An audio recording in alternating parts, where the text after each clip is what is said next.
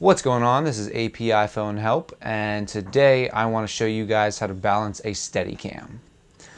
Now, I know in the title of the video it says how to balance a GlideCam, but it's basically the exact same thing. All steadicams are very, very similar. You just pay more for some because they're a little bit better quality. Now, today I want to balance this Tarion steadicam that I unboxed in another video. Link to that right there.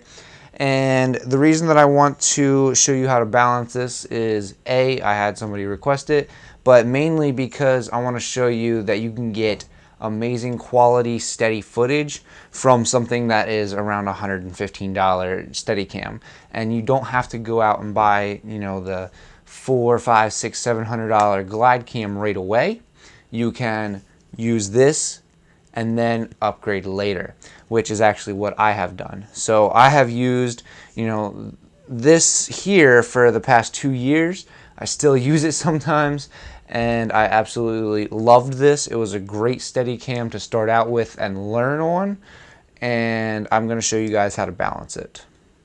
Before I show you how to balance the Steadicam, in case you were wondering what a Steadicam does, it lets you get shots like this.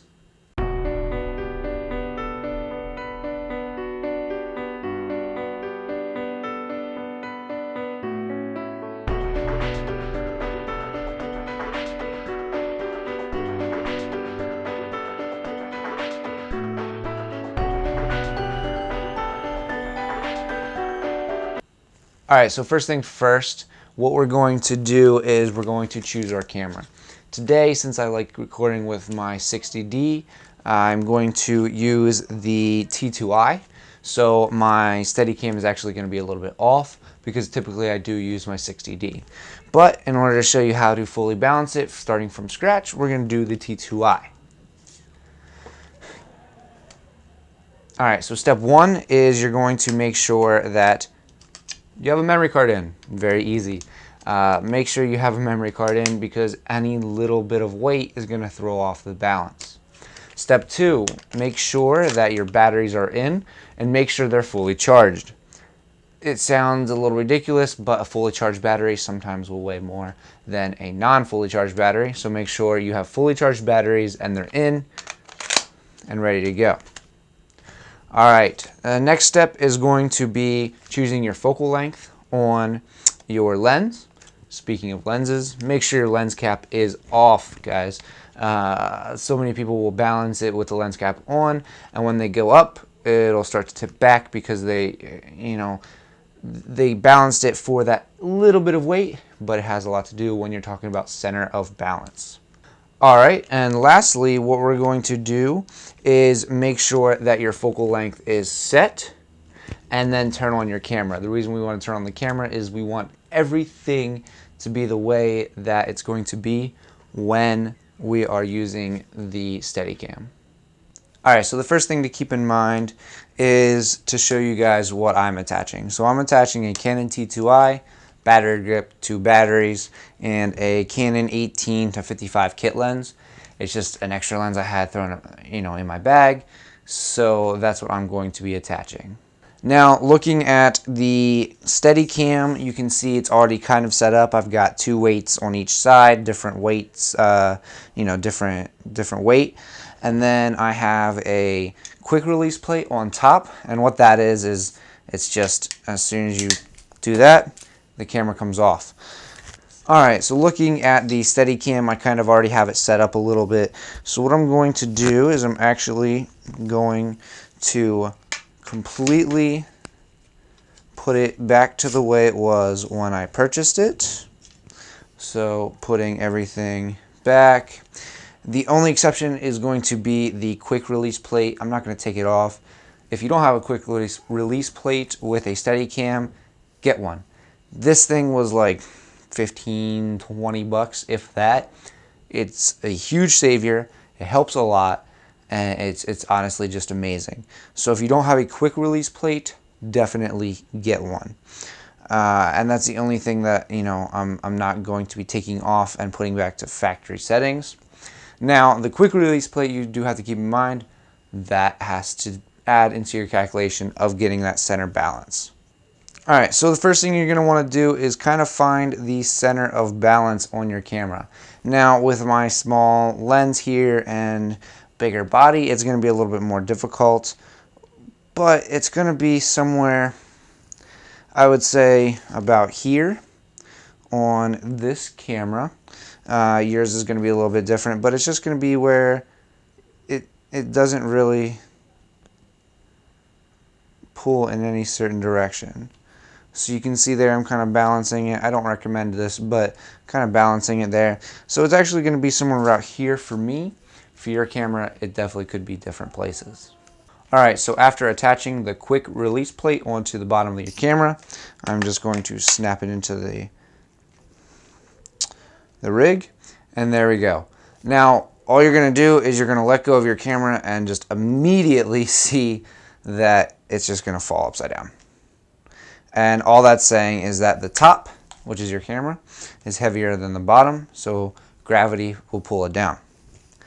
That's when the length of this comes into play. So all you're going to do is unscrew, whatever screw is holding that in, and pull it down to its length. Now that's going to be putting more weight down here, distribute it more evenly, but as you can see, obviously no weight, it's still going to do the same thing. So now we just add weights.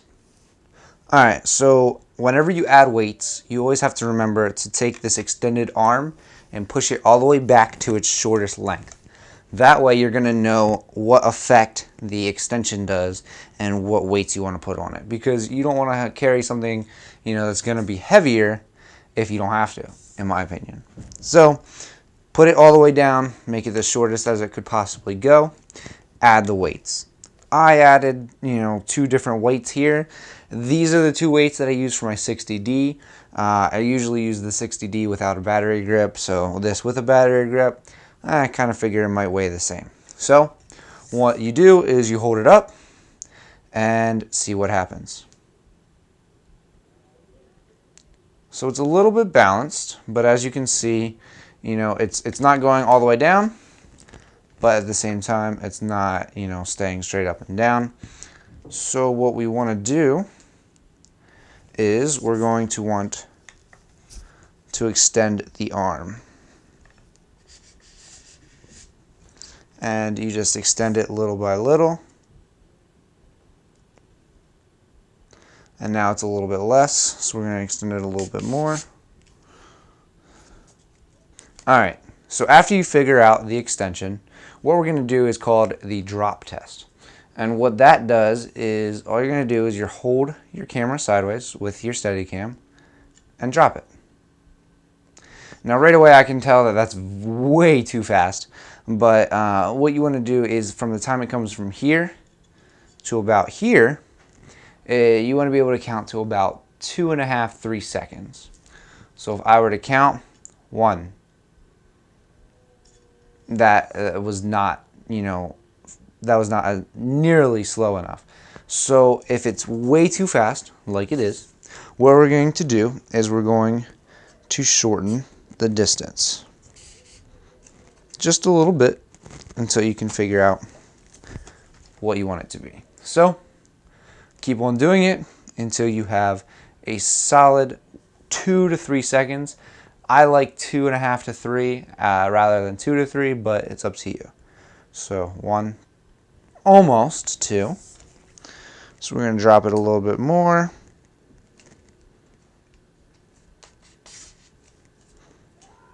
And let's just go the whole way there. Alright. 1. That was about 2 seconds there. 1, 2. And again, 1, 2. So actually, we're still going to drop it a little bit more. Tighten it up. 1, 2. Still a little bit too fast for my liking, but you can see that while dropping this here, there we go. 1, 2. That's actually a lot better. You can see that, you know, lowering the extension or lessening the extension here, it does significantly change the drop. So let's count 1, 2. It's about 2 seconds. I'm actually just going to put it all the way down.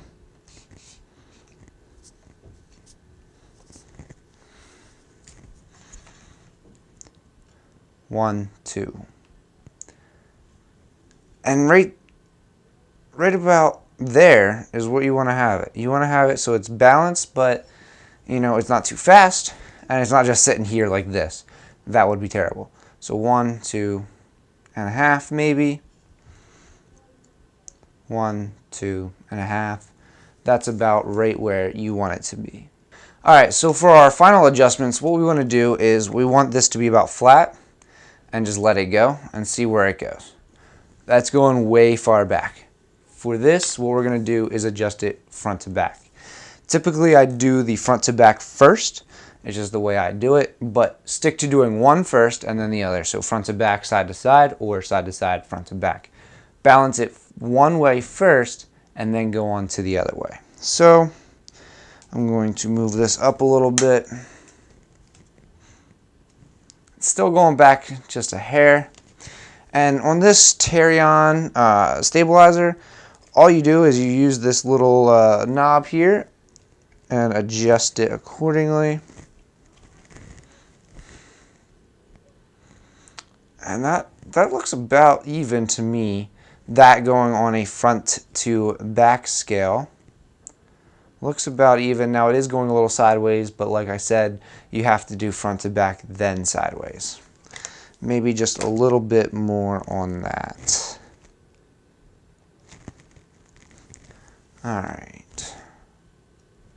So front to back, that's staying about even. Now we're going to look at the sides. So we're just going to keep it level. And look where it's going. It's going just a little bit to my left here.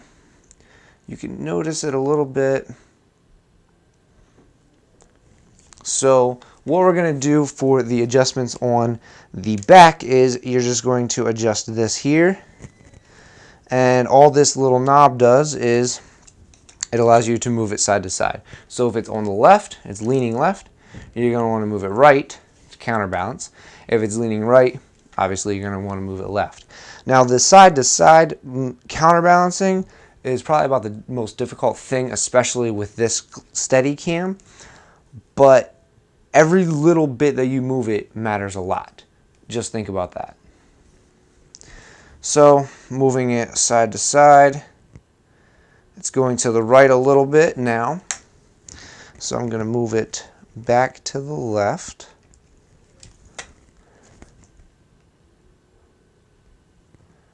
And that's about dead even on there.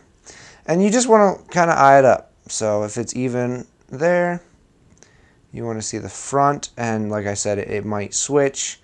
So you want to look, the front looks good, the back looks good, maybe a little bit to the left. We're going to try and go a little bit to the right. Like I said, every little bit you move it matters a lot. And that definitely helped it out, balanced it more to the right so it looks like it's a better image. And this just, it looks like it stays pretty stable. If you look here,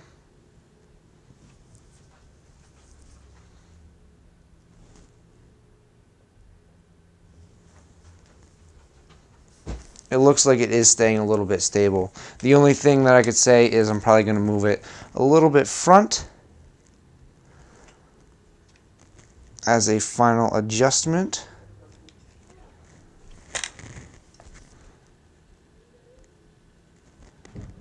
And that looks just about right to me. Alright, so the last and final step is going to be putting it on a flat surface and just resting it there. Now obviously you can see I have it on a table here. And what you want to do is you just want to bend down and just lift it straight up. If you lift it straight up and it doesn't move, then you have it just about right. If it moves a certain way, then you want to do those little tiny modifications, front, back, left to right. So we're just going to check it out. And all we do, like I said, is just let it flat, lift it up. And actually, this one is just about right. So you can set it right back down. Do this about 3 times. Staying steady. And we're going to try it one more time, but sideways. Lift up. And it's staying exactly the way I want it. So this is a good, balanced Steadicam. Alright, thank you for watching. Please make sure you subscribe to my YouTube channel in order to see every video that I post. I will be posting new videos every Tuesday. Last week I made a mistake, said it was Monday. Really Tuesday. And that's about everything. I hope this video helped you guys out in balancing any type of Steadicam, and I will see you guys next Tuesday.